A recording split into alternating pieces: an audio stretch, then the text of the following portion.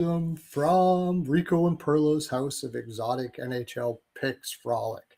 And today is not a betting show. I do a lot of these just straight hockey videos, and I like them. That's how I got into this to begin with straight hockey, how I got into betting. I have a lot of takes that are not popular, and a lot of people wouldn't listen.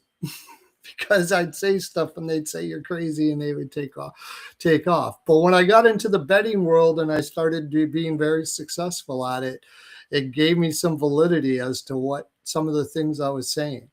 And today we're going to be talking about the Toronto Maple Leafs and what they may do in the off season.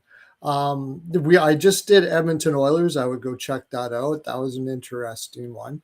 So I could say like what I think that Toronto should do, but really when it comes right down to it, for a general manager who I think is Shaka, I don't know. I don't even think they gave him a management title. They gave him some sort of senior advisor to the blah, blah, blah. I don't know what the hell's going on there. But it really comes down to what the owners and brass above you want you to do. So when they're hiring someone, they're saying, look, this is what we want to do. How can we go about doing it?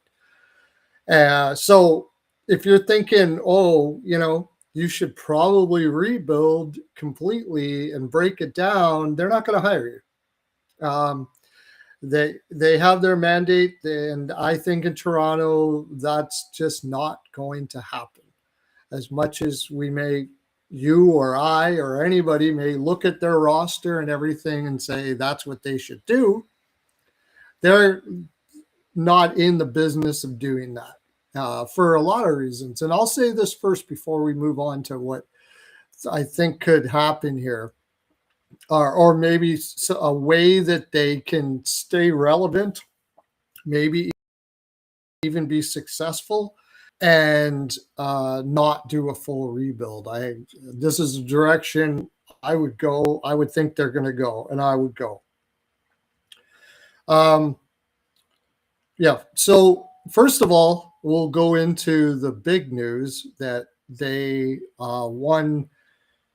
They won the draft. Oh yeah, I wanted to say I have always thought that Toronto's main focus and main issue, even I would say, is that they are whores to the sponsorship money that they get.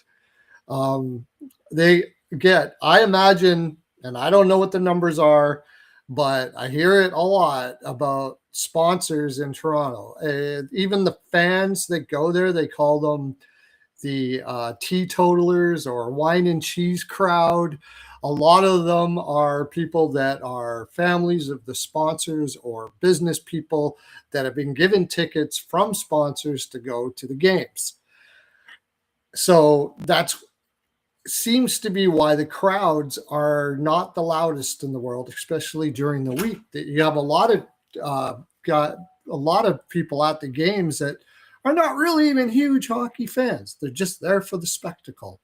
But if you're a sponsor, let's look at it this way. If you're a sponsor and you've given crap loads of money, this would be advertisers and all of that kind of stuff like that, to be aligned with the Toronto Maple Leafs, which benefits them, because if you are aligned with the Toronto Maple Leafs, you're a Canadian business or American business coming in Canada or anything like that. Being aligned with the Toronto Maple Leafs, which is like the quote, quote, center of the universe, the biggest market that there is in Toronto, then you probably want things done a certain way. And it appears to me, this is just what appears to me, that what they want first is sexy players to marketable players like Marner, Nylander, Matthews, even big contracts. Big contracts are sexy, newsworthy, all of those sort of things like that. Fast, highly skilled players.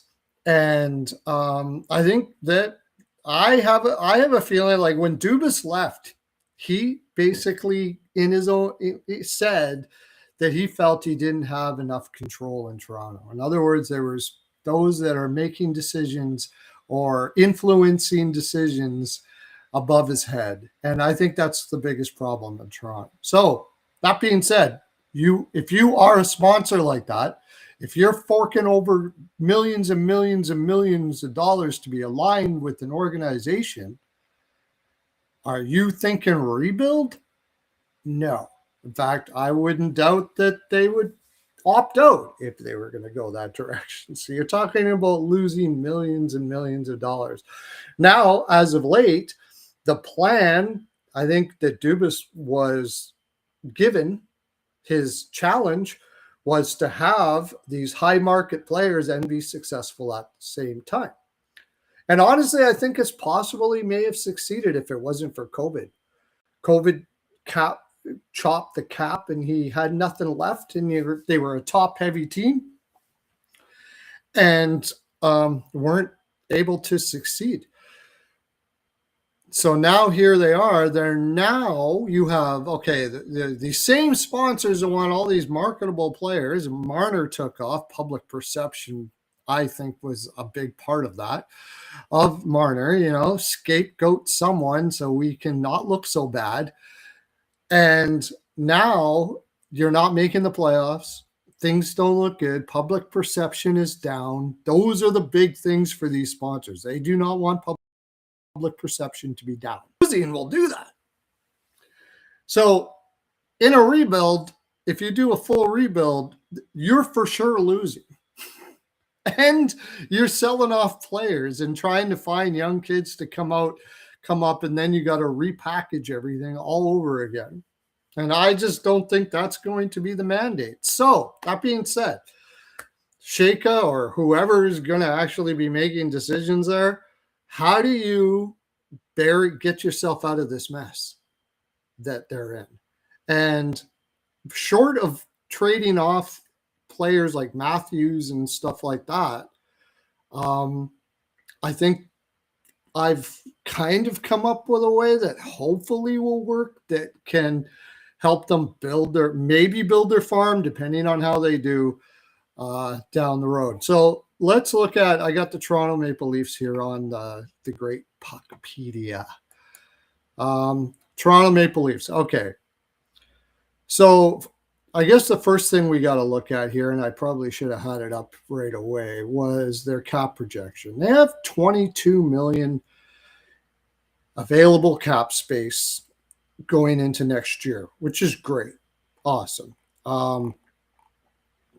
They may or may not want to sign Matthias Michelli, who got better. I was actually accurately pointed out because I thought he just wasn't very good, but looking at his underlying data and everything, he actually improved throughout the year. So depending on his price tag that he's willing to sign for, it might be something, but like you said, you only have 22 million to go with.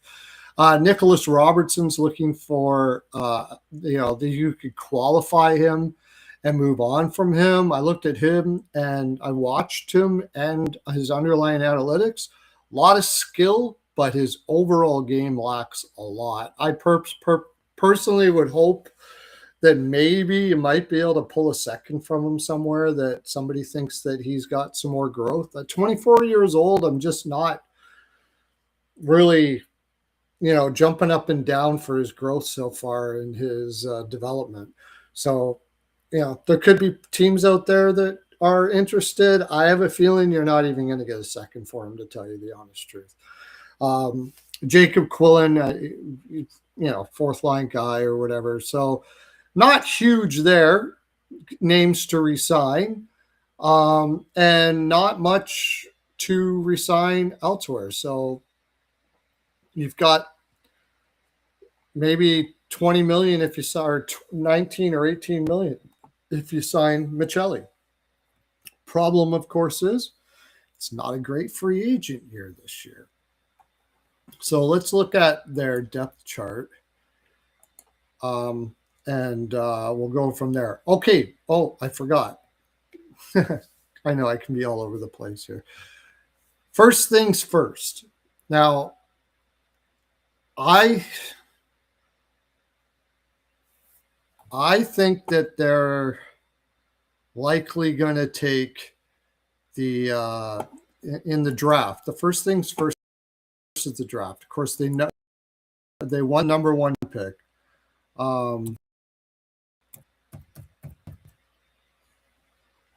They won the number one pick, which is awesome, and they got people saying, "Oh, it's fixed" and stuff like that. I don't understand.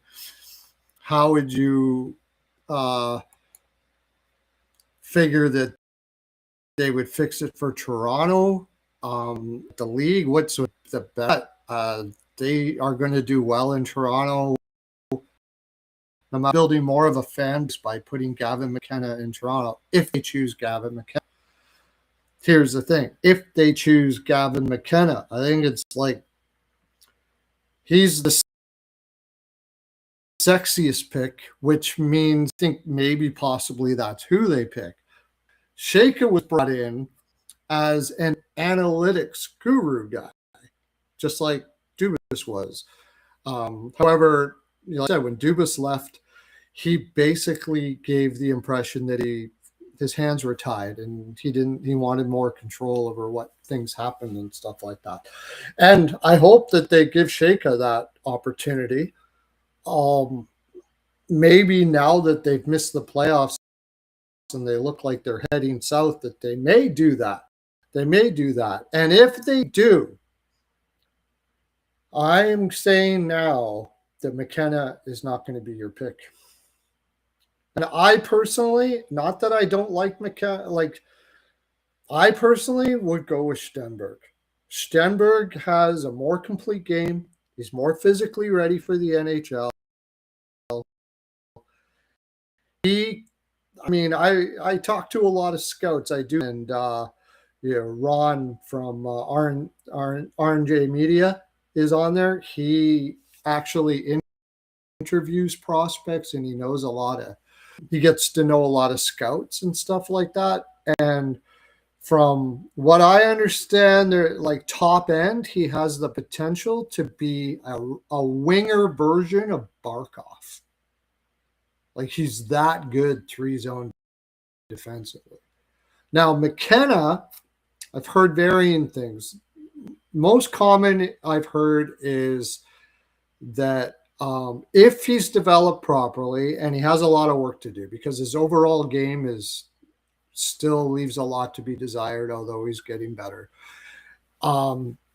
He needs to gain weight. He needs to put muscle on, they say. I mean, I've heard that before, and then these kids we watch him. I see a guy that's just got amazing mitts, man. Like he makes moves, and his passing is absolutely fantastic, and it certainly would go a long way to have somebody like that for Matthews, assuming he develops the rest of his game. And if he does, I've heard the name Kucherov mentioned. Kucherov-esque. However, saying that it will take a while for him to get there for his overall game. If he didn't, this is kind of, I've heard Mitch Marner without the defense, which I don't think is going to ring well in the ears of Toronto Maple Leafs fans, but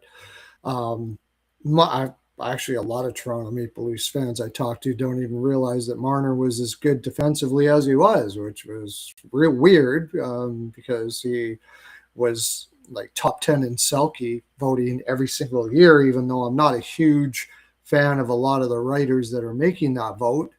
It's still a thing, and his underlying average fans are not analytics people, but his underlying analytics were always extremely good, and his deployment was insane. He was always going against other teams' top lines and more than a lot of top players do in the regular season, and kind of burning himself out. But if you don't have that defensive aspect to your game like Marner does, and you're just offensive, Marner does play a little bit of perimeter game, and so does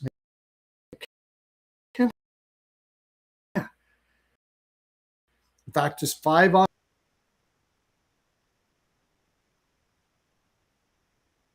a lot more. Many of the scouts that I talked to say that he should go to college one more year, which is crazy when you can. He had like 52 points, 36 games. But just saying, I personally would go with Stenberg based on what I've heard. But now, if you've got people that are sponsorship driven, McKenna is probably the sexier pick and the more marketable player. He's North American for one. He's Canadian, and you're a Toronto franchise. Pretty good looking dude, and he's far more flashy than Stenberg is. I would take Stenberg, but I just wanted to bring that up before we got into the rest of this. So going back to Toronto, through this, I'm going to say what I would personally do. Personally, I'd be having a talk with Nylander, and I'd be looking to move on from him. For the same reason, especially if you're going to draft McKenna. Because if McKenna is really going to be a guy who doesn't pay attention to defense at all, like Nylander, a floater, or anything like that, I just don't think you can afford two of those guys on you at the same time. I don't care how offensive they are. In the playoffs, that ain't gonna matter. It's not. You see it over and over and over again. These high-flying offensive teams, they go to the playoffs and they don't make it. They get crushed. About the closest one in the last decade was probably Colorado. But even they had Landeskog, Nichushkin, Landeskog in his prime, Nichushkin, Lehkonen, Kadri. They had very good three-zone defensive players to go around Rantanen and McKinnon, who honestly were not paying attention, not really being utilized by their coach defensively. McKinnon has shown that he can do that, but it seemed allowing all the other players to play and trim the puck, and it worked. So, but when you look at the Florida Panthers, that's not like that. There's only one player that I would say that is not the greatest three-zone defensively, and that would be, I say three-zone because defense takes a defensive mind in all three zones is the best type of defensive player. Bergeron is a great example of that. Jonathan Toews. But Verhaeghe would be the only guy, and then after that, every single one is average or better. Every single player on their forward group. Unbelievable group of 9 forwards that can play solid, a relatively solid shutdown game. And I wouldn't. But that being said, what I would do is not going to matter here because William Nylander is an extremely marketable player. He's flashy. He's offensive. He's making big scratch. Good looking dude. More likely, it's going to be a no-no, and you're going to have to build around it. So Nylander, right now they have him with Matthews. You got to play him with Tavares. I mean, Tavares has been just amazing at his age. What he has done and played as well as he has with Nylander on his lineup without complaining or anything has been awesome. And Matthews appears to get irked by that because by having Nylander on his line. If you notice, Nylander goes up there for a little bit and then he's right back down again.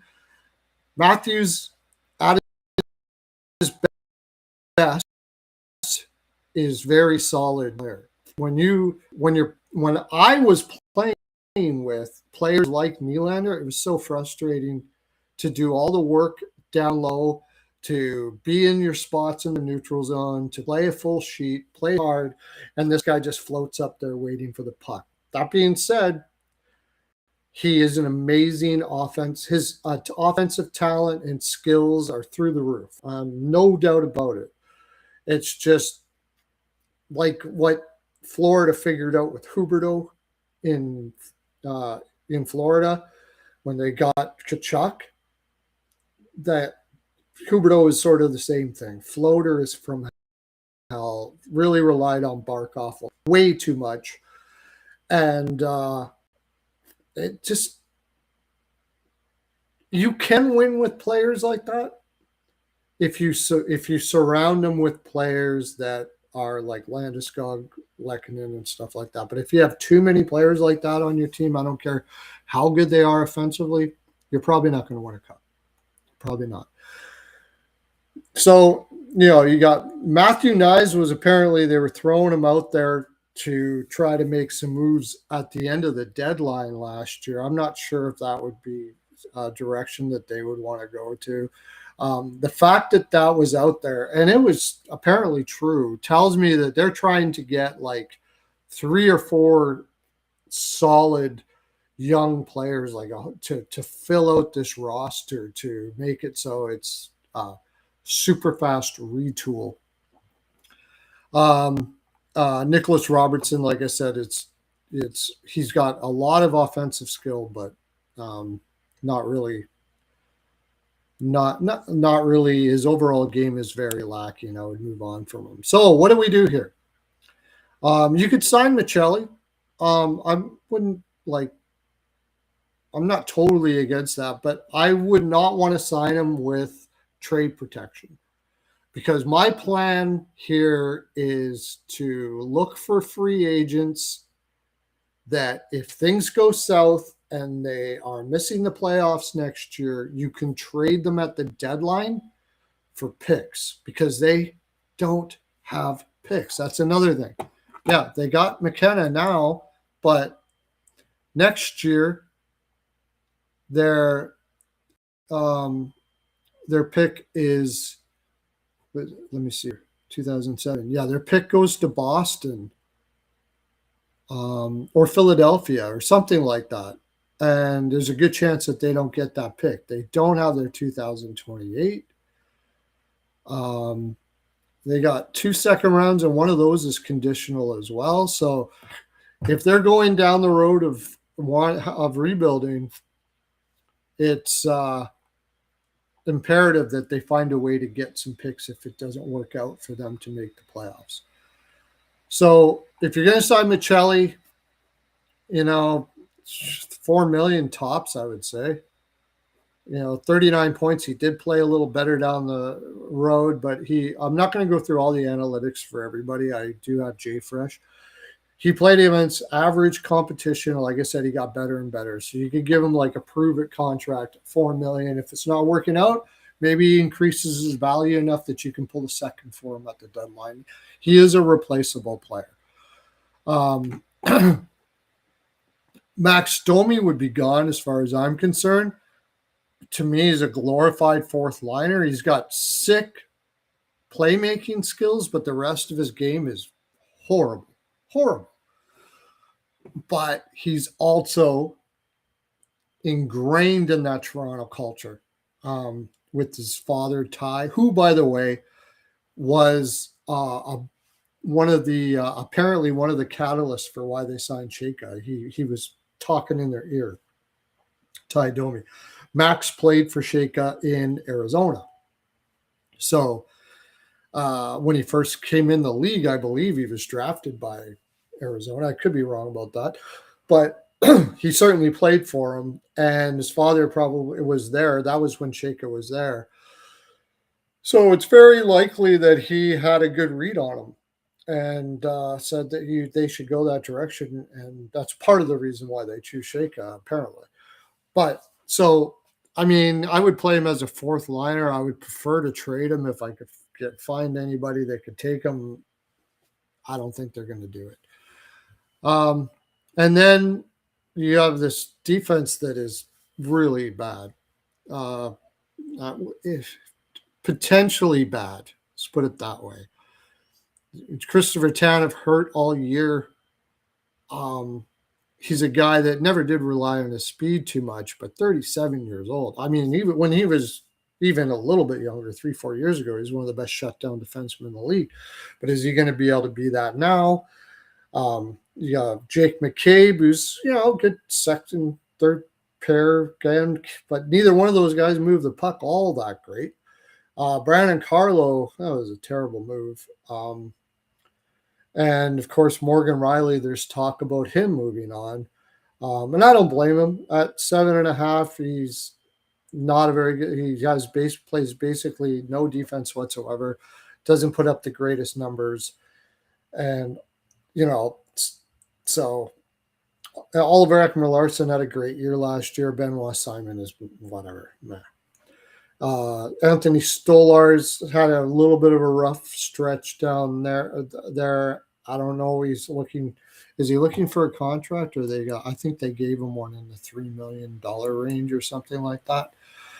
Could look at moving him. And they have some young goaltenders there that they've been really happy. Aktimiakov or whatever his name is. He looked not too bad. Maybe they go that direction. But no. Oh, easy ways. So somebody might offer him a contract. Hello, Edmonton Oilers. So here's what I would do.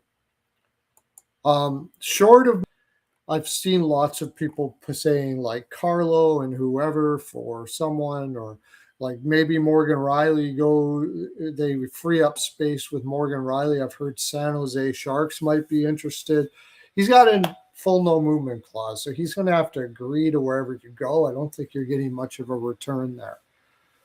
I would be looking to do this.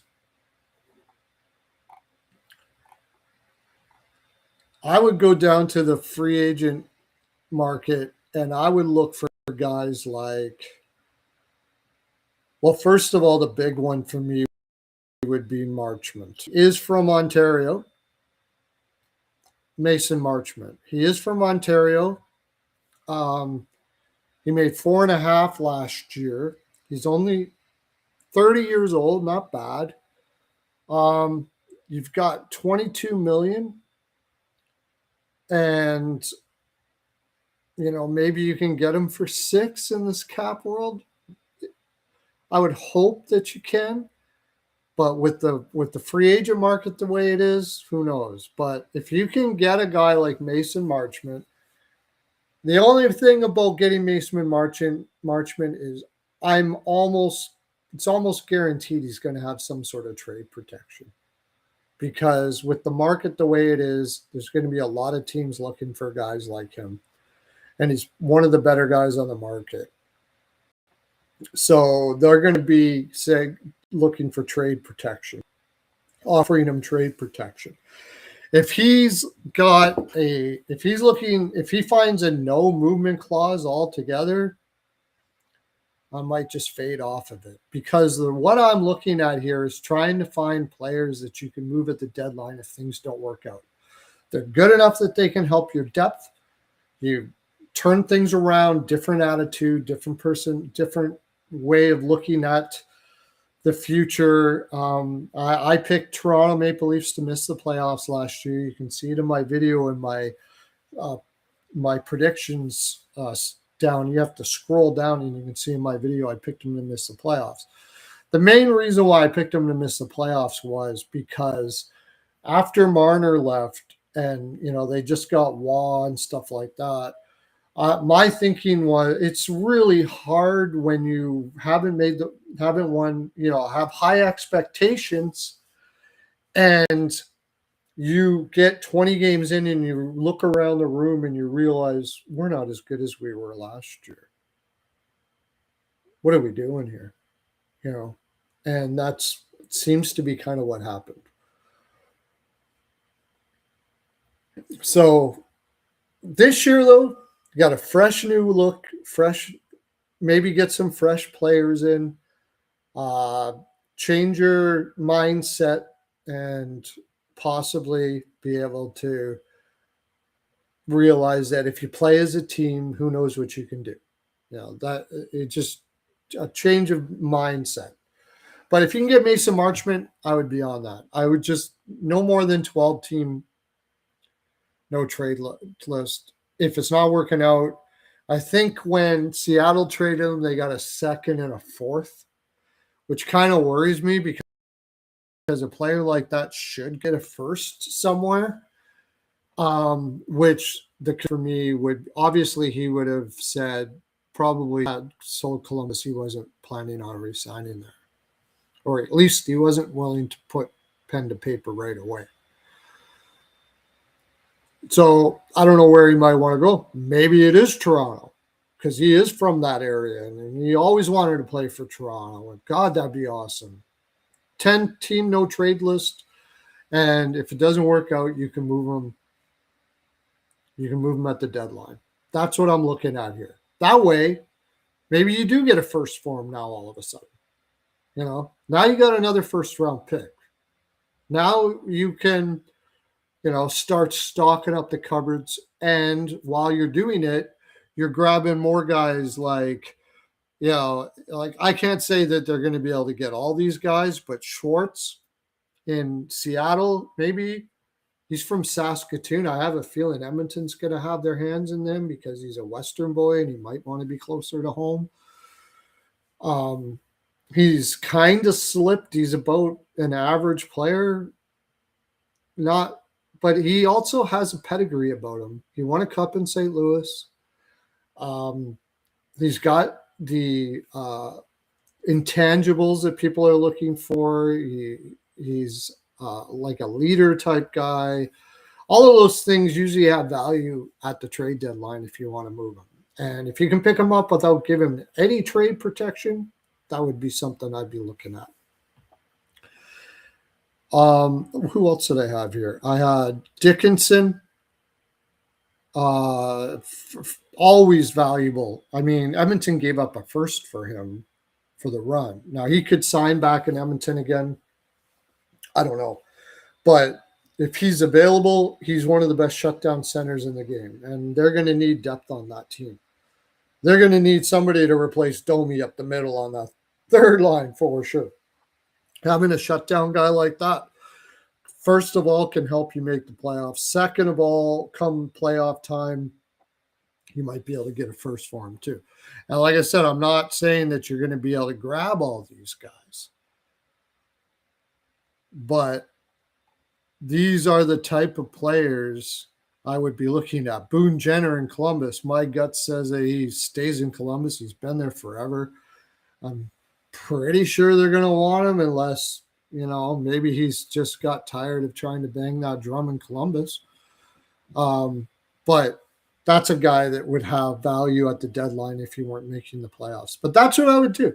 I would grab guys like that, as many as you can with that $14 million. And if it's not working out, trade them. Now, the other one that is we have to talk about here. Bobby Mann. Yeah, the guy you already traded away. Probably not going to be able to do that. The other one that we can't help but talk about is Darren Radish. Darren Radish is making $1 million and some a year. I looked it up. Tampa's got like $14 million left. Now, there's on Twitter, it's not all you hear about, but you hear about it a lot. Oilers need a puck-moving defenseman. I mean, that's not just on Twitter. That's just obvious when you look at their lineup. I mean, Riley is the only guy they got. They got a lot of stone hands guys back there. And Tampa's not going to be able to sign Darren Radish, so we should give him $6 million a year. Well, you can try that, but I don't think Darren Radish is getting only $6 million a year. And this is why. He took a long time to develop. He was in the minors most of his career, not making huge. Tampa worked with them and worked with them and worked with them and didn't trade him away, believed in the guy. And then here he is. He has an incredible season where he's like almost a point-a-game player, or is a point-a-game player right at his contract year, which is a little bit concerning. He's 30 years old. So if you got to put yourself in on the mindset of a Darren Radish who has been with the organization his whole career. That organization has believed in him the whole way and helped him develop to where he is. There's a really good chance that a guy like Darren Radish would never make the NHL in a lot of organizations. They would have gave up on him. They would have moved him. He would have bounced around, which is a little more, it's tougher for development when you're going into different systems, different cities, that kind of stuff like that. Tampa Bay stuck with, and now he's, crushing it. Tampa Bay also has the advantage, of course, of being a no-tax state, which I think is too much stock is putting into that, because I lived in Canada and now I live in the United States. And the more I talked about people about the no-tax states, they just diversify the taxes elsewhere. Like food's taxed like crazy, or gas is taxed like crazy, or things are just more expensive in general, and they end up getting you some other ways. Property taxes, land taxes, whatever. But the fact of the matter is, the narrative is there's more money in your bank at the end of the day, and most people generally don't think about all the other exterior stuff. But Darren my gut says that Darren has a lot of loyalty to this team. And if anybody's going to get him in the 6 million range, it's probably Tampa Bay, not another team. I think he's likely going to be 7.5 in Tampa. If he goes elsewhere, who knows, man? He's the only significant defenseman on the market. And even though he is a high risk because he's a late bloomer or had one good year, there's so many teams looking for a defenseman with his skill set. So if Toronto's interested in him, you got to ask yourself, is he going to be able to do what he did in Tampa and Toronto? He's not going to have the same decor around him that he did. He's not going to have as much depth up front that he did in Tampa. You're talking about a whole different system, where in Tampa, he learned how to play that system in the minors. They play the exact same system in the minors as they do in the NHL. That's the reason why they can keep on bringing up these AHL kids, and they look like they know exactly what they're doing. So my gut says he's like, do I want to, unless I'm going to get the bag, like 9 million somewhere for 8 years, he'll probably stick at about 7.5. Now that would give Tampa Bay only like 4.5 million to work with to fill out their roster. So it might be them that goes, and we don't know which direction Tampa is going to go here yet. The 4 first-round exits, more than likely, I think they're just going to keep on banging that drum. And if they are, if Darren's willing to sign for 7.5, I think they probably get him. So he's probably off the market. Then you're looking at trades, and there's Olen Zellweger in Anaheim. Anaheim is stocked with defensemen right now. Olen Zellweger is not even playing in the playoffs, and I'm sure he's not happy about it. And I looked at his underlying analytics, and for a 20-some-year-old defenseman, it's not bad. He's a puck mover, and that's what they're saying. In fact, apparently Nylander and Matthews both together said that they need a puck-moving defenseman. And you got to remember, Matthews' contract is coming up. So what they do in this offseason is going to matter a lot. That's why I don't think they're going to tear it down, because, their bread and butter is still there. The sponsorship bread and butter, everything is Matthews. So they're going to try to make him happy.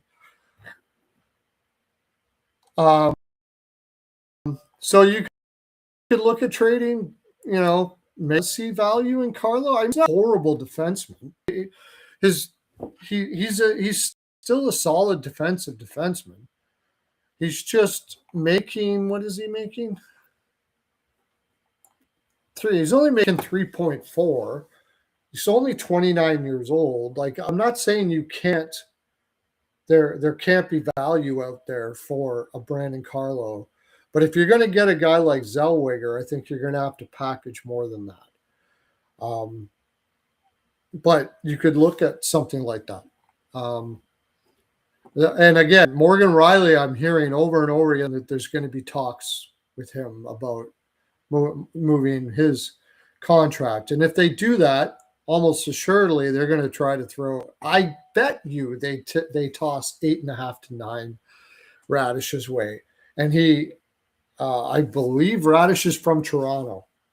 So maybe he's always dreamed to play for Toronto, but I mean, high risk paying all that money for a guy who's had basically one incredible year, and they've done it before. I wouldn't be totally surprised if they do it again.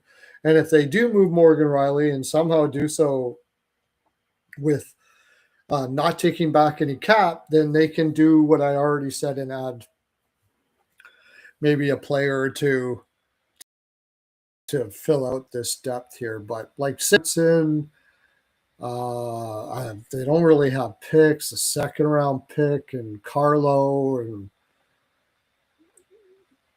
somebody else for Zellweger. Anaheim's kind of under the gun with Zellweger because they haven't been playing him, and it's pretty obvious that he's going to have to move. So their leverage is not crazy, but I think there's going to be a lot of teams that are in on him. Whether they're able to get him or not, I don't know. But if they got him in their back pocket and they think Riley can go, I think that's an option, a direction that they may go. What do they have? And they also got Tristan Luneau coming up as well. Olin Zellweger, 22, minimum. He's a restricted free agent. And that might be him going, I want out. I'm a restricted free agent and you're not even playing me.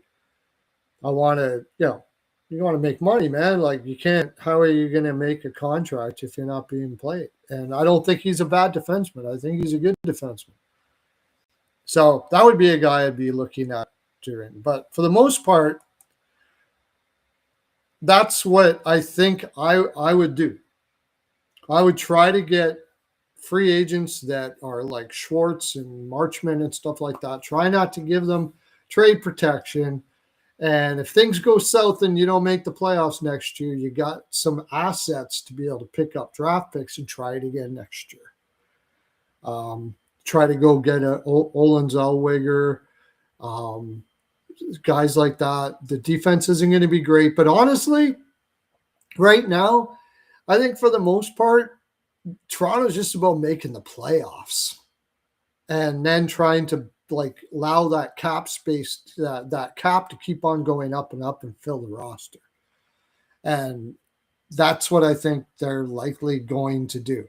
Now, I didn't even mention Stenberg. I mentioned having Stenberg in the lineup. From the scouts I talked to, Stenberg is more ready to play in the NHL right now than why do I always forget his name? It's crazy. McKenna. He's more ready to play right now than McKenna. So that would fill out one roster spot for now. I don't know how good he's going to be right out of the gate.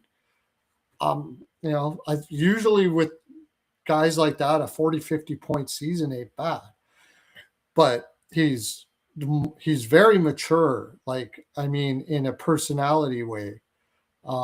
Apparently, he's doesn't seem like a kid. His attitude, where, and I'm not saying that's who they're going to take, but overwhelmingly from scouts they say McKenna needs another year for maturity, just as a human being, and for physical maturity and maturity in his game.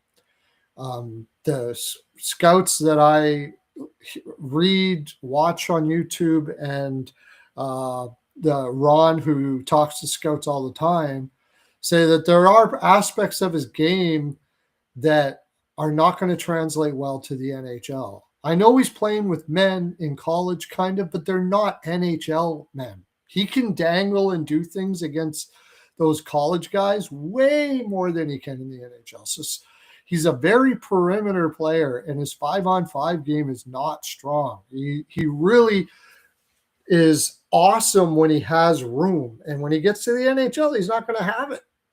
He's not going to have it. Now, that doesn't mean he's not going to mature into a Kucherov or anything. I'm not saying that. Definitely not. But apparently Stenberg has it. He can play in tight. He and his compete level is crazy. He's got an awesome compete level. He can play. He's already if I imagine they're going to keep Nylander. I personally would look to trade him, but if they do keep Nylander, apparently the Stenberg kid is going to make him look foolish right off the bat. Like, this guy is very, very.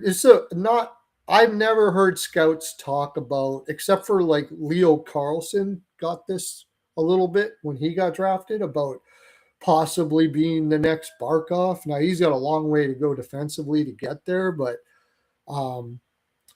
yeah, I heard about that. I'm hearing this about Stenberg as a winger, like that good the upper echelon of a shutdown winger that can get you 90 points. And he's very mature, he's adult already, not just physically more mature, and just plain more mature. He's grown up a little more than, yeah. So if they take him, that's fine. If you're taking McKenna, from what I understand, if you play him next year, you're going to hurt the kid. It's not going to be good. It's not going to be healthy for him. Those scouts could be wrong. He could come out and just blow the shit out of everybody. All I know is I look at his numbers in college, because I don't get to watch college all the time. I got to rely on, these are scouts that I've learned to trust in the past, because they've been accurate about a lot of stuff. All I know is that you put 52 points in 31 games in college, you got half. I mean, that is freaking, as a 17-year-old, to me, that just seems nutballs, man. Like, that is crazy. So it's hard for me to imagine what these scouts are saying, but they are usually correct. They're usually correct. These are the same scouts that were, like I said, they same scouts that were taking Carlson over Fantilli when everybody was on Fantilli, and Verbeek eventually did take Carlson over Fantilli. And these scouts that I know, like, I don't know them, but I listen to them, were all saying that Carlson will be a better player than Fantilli, almost for sure, in his career. And sure as heck, here we are. There they are. So that's what they're saying. That's kind of what I think. If you're going to do this in Toronto, you got to do. You got to just pick up guys that you can trade at the deadline if you have to. If you're in it, if you're in the middle of it, you keep them, have them on like a 3-year window, and it's working out, and you can keep on adding to, play a depth type roster with Matthews and stuff like that. If Chayka really is an analytics guy, and he can find, like, Mason Marchment's got good analytics, but, do what Dubas is doing in Pittsburgh, and they pick up guys like I was screaming for other teams to do, namely the Edmonton Oilers, to get Shinnikov before the season started. I couldn't believe all they gave up was a second and fourth for that guy. It's like, doesn't anybody have an analytics department? I'm sure Florida was in there, but they had no cap space whatsoever. Really surprised maybe Tampa wasn't more into it, but they don't really have the draft capital. So I think maybe the really strong analytics team just didn't have the draft capital or the space, apart from maybe New Jersey. But, Pittsburgh was all over it, and sure as heck, it turned out really well. Look what he went and got Novak from Nashville for nothing, man. gave Mantha a shot, who's always been a really good analytics guy, but he just can't stay healthy. He's out there too, by the way. They could look at that. The only problem is Mantha in the past has shown that he has great years on contract years, and then that's it. He's injured the next year or something, and he just doesn't have the same intensity. So, I mean, that's buyer beware there. They went out and got Kindle, moved up the draft in what was considered a weak draft, moved up and got Kindle, and that kid puts up 40 points. Like, the benefits of a really strong analytics team is huge. And if Shaka, I don't know anything. I know what he did in Arizona when he got Stepan, was a huge analytics guy, but he was like 30-some years old. He made some moves that were kind of, I don't know. So we'll see. And I don't even think he's been named as general manager. But that's my full 42. That's what I think. That's what I would do if I had a mandate from my owner and stuff that we're not rebuilding, we're retooling, just like they said. And I have little cap space, no prospects hardly, not much draft capital. The way I see it is the only way to go about it is try to grab some value free agents, try to get their numbers up. Maybe you can make the playoffs with them.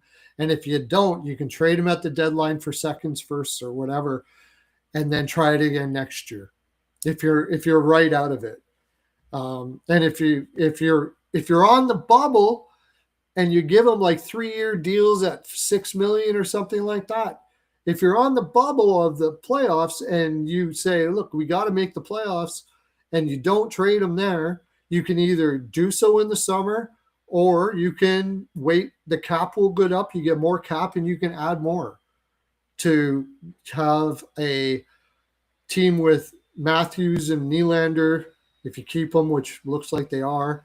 Nylander, Stenberg, Tavares, you got some top 6 guys, and you can load it with like 3 guys, third line guys that can play hopefully as full sheet as possible. Play, no floaters like Max. If you can get rid of Max Domi, can't have any more floaters. You already got Nylander. You can't have any more floaters than that. That's why I think you don't take McKenna. If, from what I'm understanding with the way McKenna plays, but maybe they do. I don't know. Okay, that's my full 42. I have a show tonight I have show every night at 10:30-ish usually Eastern time, called Rico and Perlo's House of Exotic Jaime's Picks Frolic, where we go over every game and show you how handicappers pick their picks for the day. It's pretty interesting, even if you're not a bettor. And we talk about hockey, and we do all of that stuff like that. I also, if you go to Perlo's NHL POW right here, I have a winnable where I give people NHL picks. I'm up somewhere around 400 to 700 units a year, which a unit, if you're betting $10 a unit, would be $10 a pick, or like, I can explain it to you. You get put in a Discord and you can ask me questions and I'll explain it to you. But if you're betting $100 a unit, you'd be up a shit ton of money. $7,000. 10 would be 710 would be 7,000. So 70,000. Yeah. Tons of money. And it only costs you, if with promo code Jaimes12, you can get a full calendar year of baseball and NHL for $150. Without the promo code, it's $250. It's 40% off. Talk to you later, everybody. Hope you enjoyed the content. Comment in the comment section what you think Toronto should do. Give me some trades that maybe Toronto might make. That would be interesting. I love listening to trades. Give me who you think should be the number 1 pick and why. Who, should they rebuild? Should they not? all of those things. Comment in the comment section. Let me know. I always talk to anybody who comments down there. Thanks for coming in, everybody. Tap that like button. Hit the subscribe button if you haven't already.